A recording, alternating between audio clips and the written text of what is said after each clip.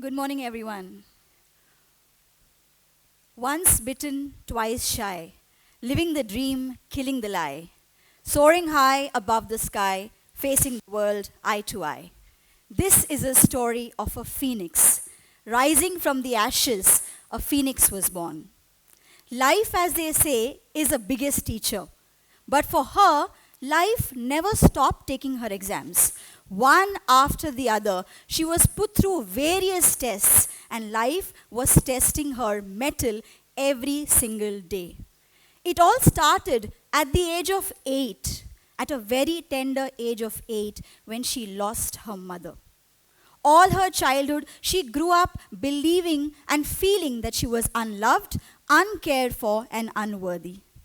The first man she met at the age of 18, apparently she loved him, and that's when she eloped and got married to him, presuming that life would now take a twisty turn, just like it happens in the Shah Rukh Khan movies, and it'll be a happily ever after story for her. But as we all know, life is not a movie. It's a Netflix series, right? It goes on and on, 8, 10, sometimes 12 episodes as well. And so was her story as well. When you finally come to know that it's going to be the end, they launch the season 2. So similarly, in her situation as well, life went on and giving her multiple examination papers. And what did she do? She passed all of them with flying colors and standing today tall in front of all of you. Hi everyone, I'm Swati Arora, and this is my story. I can't quite point out and say whether I rushed up on life or whether life hurried on me, but actually I ended up doing everything in my life so much earlier than the stipulated age, as the society says. I started working at the age of 16, not out of force, but out of choice. At the age of 16, when my friends were barely in school, I was already working. At the age of 18, I already was married. Scary, isn't it? Most of y'all are 18. Do you even dread of getting married at that age? I did that, honestly. And at the age of 21, I already had my first child. I didn't know how to even pick her up, but that was me. At the youngest age of 23, I was already a manager handling people double my age. Youngest ever manager in my company. Being the rapid runner that I was, I also climbed up the corporate ladder pretty quickly. Also, obviously with a lot of efforts and struggle. I always took more than promotions, more out-of-turn promotions. I never waited for my turn to get promoted. I jumped the gun and got the promotions. At the age of 28, I was already a general manager, heading a team of 250 trainers. I was doing very well in my life. I was having a good salary, earning very well, and doing very well in my career as well. But then, again, boom, another bad decision. Impulsive, rather impromptu decision. I quit my job, my high-paying job, and started my own business, insurance. Well, it worked very well in the beginning, but 5 years down the line, we realized it can't sustain. The way we had planned, it did not work like that. So, what happened? Nothing. Came back to the corporate grind again. I joined another company as a training head, moved up my ladder, and today I'm heading leadership and development unit for one of the top IT companies in our country, and doing pretty well for myself. I was always fascinated by human psychology. Why people behave the way they behave. What's the pattern which is going on in their mind? And that's the reason why I entered into the world of NLP. Not your natural language processing, the neuro-linguistic programming, NLP. So I did my NLP certification. I became an emotional intelligence coach. I also did my ICF certification. I'm an ICF certified life coach. And today I'm a woman career growth coach on a mission to help millions of women grow up the ladder and break the glass ceiling. I have seen it all. The corporate race, the corporate politics, the Chanakya Niti. I've seen it all and maneuvered my way through it. But as I grew up the ladder, one thing I realized that there are not too many women topping the charts in our companies. Why was that? I was wondering all my life, why was that? In fact, I was witness to most of it all by myself. I would see myself in board meetings where I would be the only woman representative amongst 40, 45 men. While you may say, Swati, it's a privilege. Definitely it was. But sometimes it was intimidating also, because I was sitting with 40, 45 men, only women. I was always thinking, why do our women not go up the leadership levels? What is the reason? The representation is skewed all across the globe, I know that. But in India particularly, the ratio is very, very poor. And that's when I started thinking, what is the problem? Is it because women lack leadership skills? Is it because they are not academically doing well? Is it because they're not skilled enough? Absolutely not. None of the above. The reasons what I have understood in my 24 years experience is that the major reason why our women are not going up the ladder is because of no harmony in their life, which is their work life and their personal life. And that is why they juggle. I've seen so many women, they don't take up to hierarchical charts because they feel that they will have to work long hours, compromise on family, ignore children, also stop socializing, and negative effects on health as well. And that's the reason why, despite being capable, despite being deserving, they choose to step down sometimes. They don't take up leadership positions.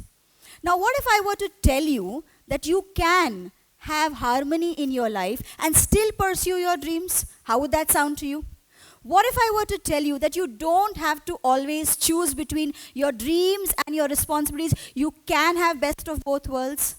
What if I were to tell you that you can have harmony in your urban, chaotic, jungle-like lifestyle and still pursue your passion every single day?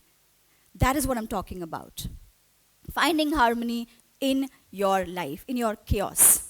But before that, let me tell you, and I'll confess, hands on heart, that I was also doing the same thing all my life. I was also running the rat race, trying to juggle between pulling my hair apart, trying to manage between work and family, children, XYZ. But up until 2018, I also used to believe that a woman has to be a so-called superwoman. She has to do everything. She has to do cooking, cleaning, taking care of children, prepare them for their exams, also go out there and earn for the family. I used to believe that. In fact, all my life I've done that.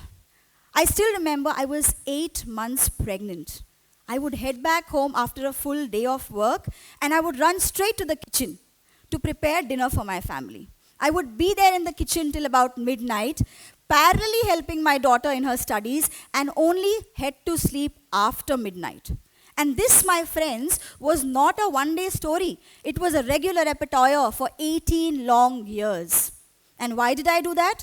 Not out of force, but by choice. Why? Because I wanted to be the best. Best mother, best wife, best bahu, best employee, best everything. But who says that we need to be the best at everything? Where is it written? Where is it written that a woman has to be best at everything? Why are we imposing on ourselves the self-proclaimed, pressure of becoming so much best in everything? And finally finding and draining ourselves, emptying ourselves, finally finding one day that we've lost ourselves somewhere. This is exactly what happened to me. One day I looked myself in the mirror and I saw to myself and I said, I don't recognize this woman. I don't know who she was. She had lost to smile. She had lost her childlike innocence. She had no dreams, no ambitions. She didn't know what she was doing in her life and who she had become in the journey. She had lost her individuality. And that's when all hell broke loose. There was a complete pandemonium. I felt like a volcanic eruption happened inside of me. And I questioned that person in the mirror. Who are you? Where is that Swati? Where is the chirpy, bubbly Swati who was full of energy, who had friends in all across the city, every nook and corner of the city? Where is that Swati who was always taking risks in her life? And where is that Swati who would live life king size? I realized I had left that Swati long back, 18 years back, in the surge of becoming this new person who I didn't even know. Now was the time to get her back and bring her back to life. And that's when I took the big decision of my life, which I always feared all my life. I feared taking that big decision, but I took that time. The decision of me finding myself, my self-discovery. That day, I took that decision, and next thing I realized, I was in Mumbai, the city of dreams. It was my birthplace as well. But this time, I was not there all alone. I was there with my 2 children. Scary, right? Because I was starting my career again. I was restarting my life again. But now with responsibility of 2 other children. My daughter was in her teens back then, and my son was only 4 years old. Honestly, I was scared. I feared to death because I knew that this decision will keep them alone and me as well. But that was it was. We didn't know what to do. I was scared. But like they say, when God closes one door, He opens another one for you. And that's what He did indeed. He sent for me the so-called, I call them my guardian angels, who came from all across the universe to help me in my life and made me stronger. That is where we started, the 3 of us, we started our journey of harmony in this chaos. But how did we do that? Initially, I'll be very honest, I was very jittery. I was very scared. How will I manage all these things? Living alone in the city, new city, living alone with the children, no financial support, no family support, no friends around. But as they say, when life throws lemons at you, what do? Prepare lemonade, right? We did that as well. We prepared our lemonade and we enjoyed our life. I still remember the first year was a turbulent ride. Oh my God. I would drop my children to school, I would head back to work. During my lunch hour, I would take an auto, I would go pick up my son from school, put him in the crèche in the afternoon and head back straight to office. During this transit, I would skip my lunches also a lot of times. I have seen my children getting drenched and go to school in the monsoon rains. I've seen them in terrible times, being fearful and very, very alone, very lonely. I've seen them going through absolute terrible state. And I've also heard derogatory comments made on me and my children for being raised by a single mother. We've seen it all. We've seen it all and managed it. But today what I feel is that it's only made us stronger, more connected and also independent. All 3 of us. My daughter became a mother to her younger brother at the age of 14. My son became supremely independent at the age of 5. And I became a mother, father, grandmother and grandfather for my children at the age of 36. That is how we did that. But how did we finally find harmony in this chaotic, disrupted life? That is what I'm going to share with you today. I'm going to decode for you today the 4 mantras of my life which helped me and my children find utmost harmony in this super chaotic life, super distorted life. The first mantra, delegation.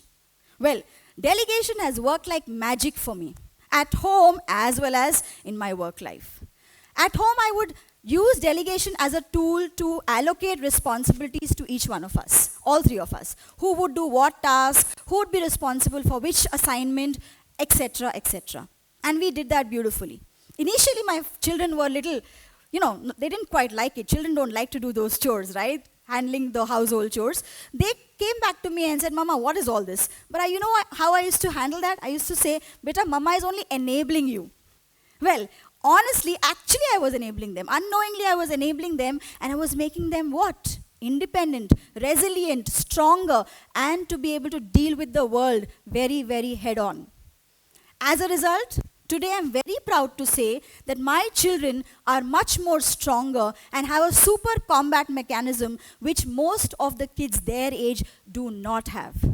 I travel extensively. Right now also I'm traveling, right? I travel extensively and they quite manage everything by themselves without a frown on their face.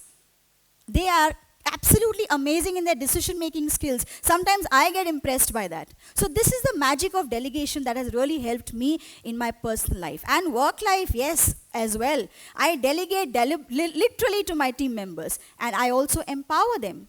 And they love that because I am also enabling them to grow. The second mantra, I would say, that as a young professional, or for anyone rather, it will really work for you, is setting your boundaries. This is very, very important. Trust me, even as a young professional, when you're entering the corporate jungle, Make sure to set your boundaries very clear with everyone and communicate it transparently to everyone. What happens, is as a young professional, when I'm entering into the corporate ladder, I will try to please everyone. I will try to become the yes man, the yes woman, and I will do everything, all the chores. But in the result, you'll drain yourself. Everyone will pile on responsibilities one after the other on you. So, it's important to set boundaries. Don't worry about people liking you, my friends. A lot of people don't even like themselves. So don't go about pleasing people. Make sure to set your boundaries. What is doable, what is not doable, what I can do, what are my work timings. Be very, very clear on that. And I've done that as well.